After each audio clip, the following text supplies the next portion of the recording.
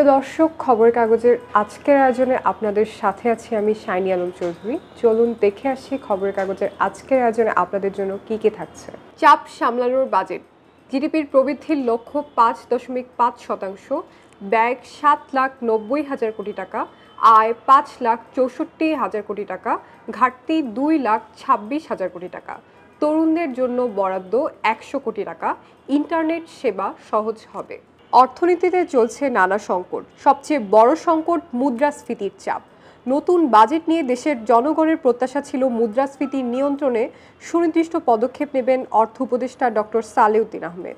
দ্বিতীয় পৃষ্ঠায় করের বেড়াজালের সাধারণ মানুষ, থাবা সবখানে, খরচ বাড়বে পরতে পরতে। ঘাটতি মেটাতে ব্যাংক ঋণে নির্ভরতা বাড়ছে। মুদ্রাস্ফীতির 6.5% রাখার ঘোষণা।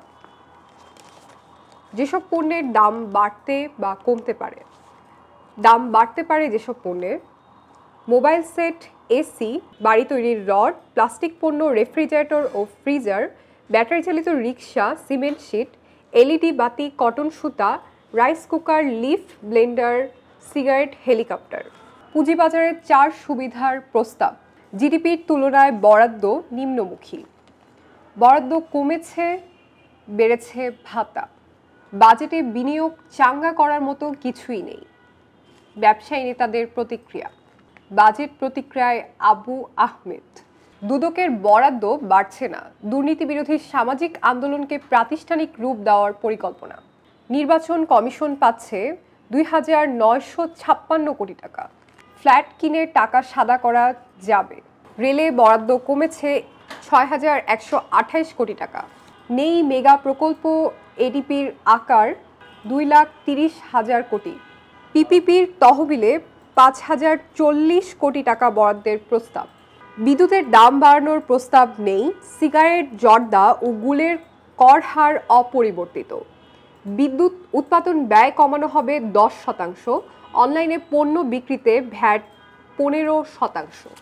স্বাস্থ্যে 501 কোটি টাকা বৃদ্ধির প্রস্তাব। নারীর অর্থনৈতিক ক্ষমতায়নে বরাদ্দ 125 কোটি টাকা। ঢাকা চেম্বারের প্রতিক্রিয়া, বাজেট বিনিয়োগ বান্ধব হয়নি। কর কাঠামোয় মধ্যবিত্তের চাপ বাড়বে, ফরেন চেম্বার। জিডিপির প্রবৃদ্ধির লক্ষ্যমাত্রা 5.5%। প্রবাসী কল্যাণে বরাদ্দ কমেছে 385 কোটি টাকা। আইন শৃঙ্খলায় বরাদ্দ 31,039 কোটি টাকা। রাশিয়া ইউক্রেন প্রসঙ্গ। আলোচনার মধ্যেই পাল্টাপাল্টি হামলা। বিমান ঘাঁটিতে হামলা হওয়ার ঘটনা নিশ্চিত করেছে রাশিয়া। ইসরায়েলি হামলায় গাজায় নিহত 51, আহত 503। পশ্চিমবঙ্গে করোনা সংক্রমণ 6 দিনে বৃদ্ধি 7 গুণ। পোল্যান্ডে প্রেসিডেন্ট নির্বাচনে জাতীয়তাবাদী প্রার্থীর জয়। ক্রীড়াঙ্গনে বাজেট বেড়েছে, বরাদ্দ 2,423 কোটি টাকা। ঢাকায় ফিরে হামজার বার্তা, ইনশাল্লাহ আমরা সফল হব।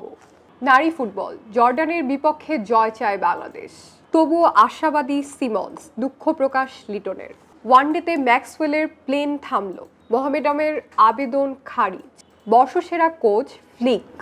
বেশিরভাগ দল ডিসেম্বরে নির্বাচন চায়, বললেন প্রধান উপদেষ্টা। প্রদীপ লিয়াকতের মৃত্যুদণ্ড বহাল।